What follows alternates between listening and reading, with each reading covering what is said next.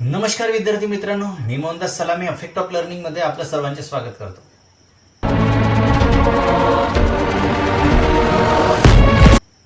Unless आणि if not हे दोन शब्द तुम्ही शेकडो वेळा वापरले असतील, पण परीक्षेत यावर आधारित प्रश्न चुकतात का? जर याचे उत्तर हो असेल तर कारण फक्त एकच. डू, डज आणि टू बी चे फॉर्म कधी बदलतात हे लक्षात नसते. आज आपण अशी 3 सुपर रूल्स बघणार आहोत की यानंतर या टॉपिकवरचा प्रश्न चुकणे अशक्य आहे. हा टॉपिक जर तुमच्यासाठी महत्त्वाचा असेल तर कमेंटमध्ये एस लिहा एस लिहा. व्हिडिओ शेवटपर्यंत पहा, कारण शेवटचे उदाहरण तुमचे सगळे डाऊट्स क्लिअर करेल म्हणजे करेल. The core rules. आधी 3 गोल्डन रूल्स लक्षात घ्या. यातच डू, डज आणि टू बीचा खेळ येतो. Rule 1, unless equal to if not double negative prohibitions. Unless मध्ये नकार म्हणजेच निगेटिव्ह आधीच आहे, म्हणून अनलेसच्या क्लॉजमध्ये कधीही नॉट वापरू नका, कधीही वापरू नका. Wrong. Unless you do not work hard. Right. Unless you work hard. Rule 2, no will would in unless clause. कधीच वापरू नये. फ्युचर टेन्समध्ये म्हणजेच विल वुड हे अनलेसच्या क्लॉजमध्ये कधीही येत नाही. Wrong. Unless you will come. Right. Unless you come. Main clause I will not go. Rule 3, the do, does and to be transformation. इथेच आपण सगळे विद्यार्थी अडतो आणि चुकतो. जेव्हा इफ नॉटच्या वाक्यात डू, डज, डीड असतात तेव्हा अनलेस लावल्यानंतर ते पूर्णपणे गायब होतात आणि त्याऐवजी फक्त मुख्य क्रियापद मेन वर्ब त्याच्या मूळ स्वरूपात येते. फॉर एक्झाम्पल 1, सिम्पल प्रेझेंटमध्ये do, does. If you do not work hard you will fail. Unless you work hard you will fail. Do not गेला, वर्क हे बेस फॉर्म राहिले. लक्षात ठेवा, हेच बदल होते. Example 2, with to be am is are was were. If she is not honest I will not trust her. Unless she is honest I will not trust her. Is नॉटचे is झाले.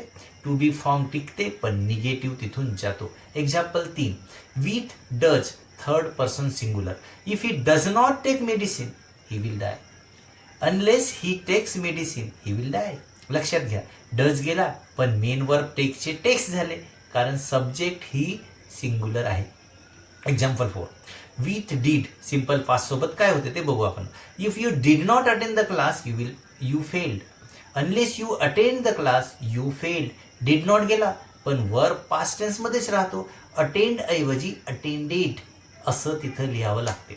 Part 3, what happens with compound tenses. आता तुम्हाला वाटेल हे तर फार सोपं आहे, पण थांबा. परीक्षेत present perfect, have, has plus not, model, should not, must not किंवा कंटिन्युअस फॉर्म्स येत असतात. आणि मग ह्या वेळी काय करायचं बाबा? मग अनलेस लावताना काय होईल? आणि हीच ती गंमत जी अनेकांना महागात पडते. चला उदाहरण पाहू. पहिली case, present perfect. If you have not completed the work you will be punished. Unless you have completed the work you will be punished. Sentence पहा, हॅव नॉटचे हॅव झाले. हेल्पिंग वर्ब तिथंच असतो, फक्त नॉट तिथून जातो. दुसरी केस बघा आता मॉडेलच्या बाबतीमध्ये, जसं शुड नॉट आहे. If you should not lie you will be respected. अनलेसचा वापर कसा? Unless you should lie you will be respected. हे वाक्य थोडे असामान्य वाटेल पण रूल सारखाच, नॉट काढला. लक्षात ठेवा, अनलेस नंतर helping verb have, has, had, should, must राहू शकतो पण नॉट कधीही राहत नाही. कारण एकच, unless means if not. Unless not सोबत घेऊनच फिरतो. हे लक्षात ठेवलं की 90% प्रश्न सुटले. Part 4, step conversion method. आता हे सगळे लक्षात ठेवायचे सोपे सूत्र. स्टेप फर्स्ट, इफ काढा. स्टेप 2, अनलेस लावा. स्टेप 3, नॉट काढा. स्टेप 3 बी, जर डू, डज, डीड हे फक्त नॉट सोबत आले होते तर तेही काढा आणि मुख्य क्रियापद योग्य टेन्स व पर्सन मध्ये लिहा. हा चार्ट पहा, जसं if not unless. If you do not come unless you come. If she does not sing unless she sings. If they did not go unless they went. If he is not ready unless he is ready. हा table लक्षातच ठेवा आणि विशेष लक्ष द्या. Does not सिंगचे sings झाले, कारण अनलेसने सुरू झालेल्या क्लॉजमध्ये सब्जेक्टच्या पर्सन बदलत नाही, फक्त निगेटिव्ह शब्द कमी होतो. आता तुमची खरी परीक्षा आहे. आपण 3 प्रश्न पाहू. यापैकी प्रत्येकात डू, डज, टू बीचा पेच आहे. मी उत्तर देईन, पण त्याआधी तुम्ही मनातल्या मनात विचार करून कमेंटमध्ये उत्तर द्या. पहिल्यांदा कमेंटमध्ये उत्तर द्या. शेवटी एक प्रश्न असा असेल ज्याचे उत्तर तुमची वाट पाहत असेल. Question first. If you are not a member you cannot enter. Unless you are a member, you cannot enter. Unless you are not a member, you cannot enter. Unless you will be a member, you cannot enter. पैकी कोणतं बरोबर आहे? A B C असे option होते. कोणता option बरोबर आहे ते सांगा. आठवलं का? लवकर कमेंटमध्ये सांगा. चला, तर त्याचं उत्तर आहे answer A, to be form are, नॉटचे are. Question 2. If she does not invite you, don't go. Answer. Unless she invites you, don't go. B. Unless she does not invite you, don't go. Unless she invites you, don't go. A, B, C पैकी कोणतं बरोबर आहे ते सांगा. सांगा, पटकन सांगा, लवकर सांगा. त्याचं योग्य उत्तर आहे ए, डज नॉट इन्व्हाइट. ते होते इन्व्हाइट्स. क्वेश्चन 3. क्युरियोसिटी क्वेश्चन आहे. If the manager had not approved the budget, the project would have stopped. Now transform using unless. Option A. Unless the manager had approved the budget, the project would have stopped. Unless the manager had not approved the budget, the project would have stopped. C. Unless the manager approved the budget, the project would have stopped. याचे उत्तर आपण शेवटी पाहू. येते का उत्तर? बघा, पटकन कमेंटमध्ये सांगा. हां, पण ठीक आहे, पण आत्ताच सांगतो, हे उत्तर तुमची समज पक्की करणार आहे. आता त्या प्रश्नाचे उत्तर घ्या.